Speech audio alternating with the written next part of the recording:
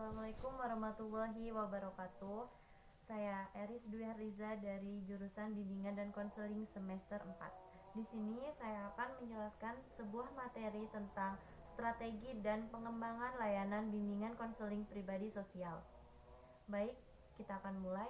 Yang pertama, asesmen dalam bimbingan konseling pribadi sosial. Dalam bidang pengembangan pribadi kebiasaan dan sikap dalam beriman dan bertakwa kepada Tuhan Yang Maha Esa, pengenalan dan penerimaan perubahan, pertumbuhan dan perkembangan fisik dan psikis yang terjadi pada diri siswa. Bidang pengembangan sosial, kemampuan berkomunikasi serta menerima dan menyampaikan pendapat secara logis. Efektif dan produktif, kemampuan bertingkah laku dan berhubungan sosial di rumah, di sekolah, dan masyarakat, dengan menjunjung tinggi tata krama, norma, dan nilai-nilai agama, adat istiadat, dan kebiasaan yang berlaku. Secara garis besar, diperlukan 4 langkah dalam bimbingan dan konseling pribadi sosial, yaitu yang pertama, dalam menampung fakta-fakta, pembimbing atau pamong atau guru harus berhati-hati, ia harus mengecek kebenaran fakta itu. Yang kedua ada mengadakan klasifikasi, menggolong-golongkan hal-hal yang sejenis menjadi satu, yang dimaksud untuk memudahkan proses analisis pemecahan soal. Yang ketiga ada mengadakan analisis, diperlukan pengenalan tentang berbagai pihak yang bersangkutan, terutama si anak didik. Yang perlu dikenal ialah latar belakang, yaitu sosial ekonomi, kesulitan-kesulitan psikologis, kesulitan-kesulitan fisik, dengan jalan observasi. Yang kedua ada tes yang bersifat objektif atau subjektif. Yang ketiga ada wawancara. Yang keempat ada catatan kejadian-kejadian. Yang kelima ada sosiogram. Yang keenam ada kontak tanya atau masalah. Yang keenam ada kunjungan rumah dan sebagainya. Kemudian hasil tersebut dicatat dan kartu pribadi dan disimpan sebagai dokumen rahasia.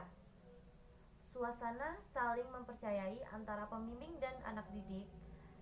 Yang kedua ada pemahaman pembimbing terhadap kesulitan anak didik. Yang selanjutnya yaitu implementasi dan strategi implementasi program bimbingan konseling pribadi sosial. Kegiatan BK di sekolah dilaksanakan melalui pemberian layanan-layanan atau kegiatan lain yang sebagian besar langsung ditujukan kepada siswa. Kalaupun kegiatan BK itu diberikan kepada pihak selain seperti orang tua, guru, hal sedemikian tetap ada hubungannya dalam upaya membantu siswa. Yang pertama ada layanan dasar bimbingan.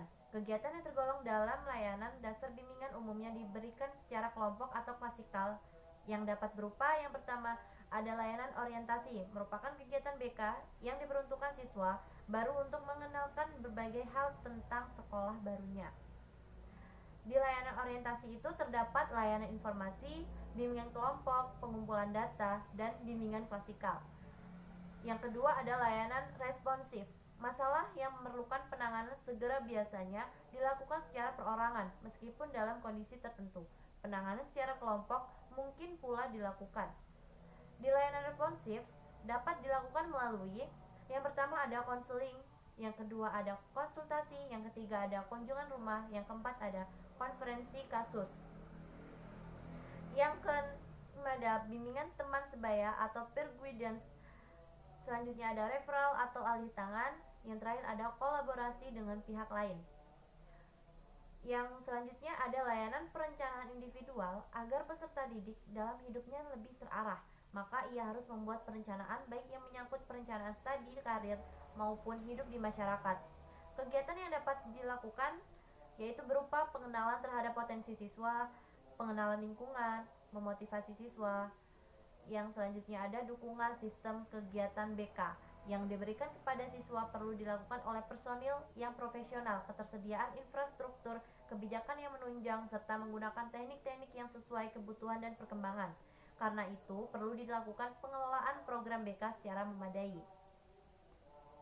Dalam hal ini, kegiatan dapat berupa pengembangan profesi, yang kedua ada manajemen program, yang ketiga ada riset dan pengembangan.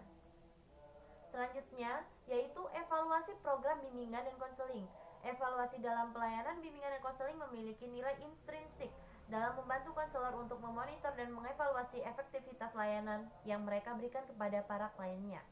Kriteria evaluasi program bimbingan dan konseling menyarankan hal-hal yang harus diperhatikan dalam menentukan kriteria penilaian suatu objek atau program. yaitu yang pertama ada kebutuhan, ideal, nilai-nilai. Yang kedua ada penggunaan optimal dari sumber-sumber dan kesempatan. Yang ketiga ada ketepatan efektivitas pelayanan atau program. Yang keempat ada pencapaian tujuan yang telah dirumuskan dan tujuan penting lainnya.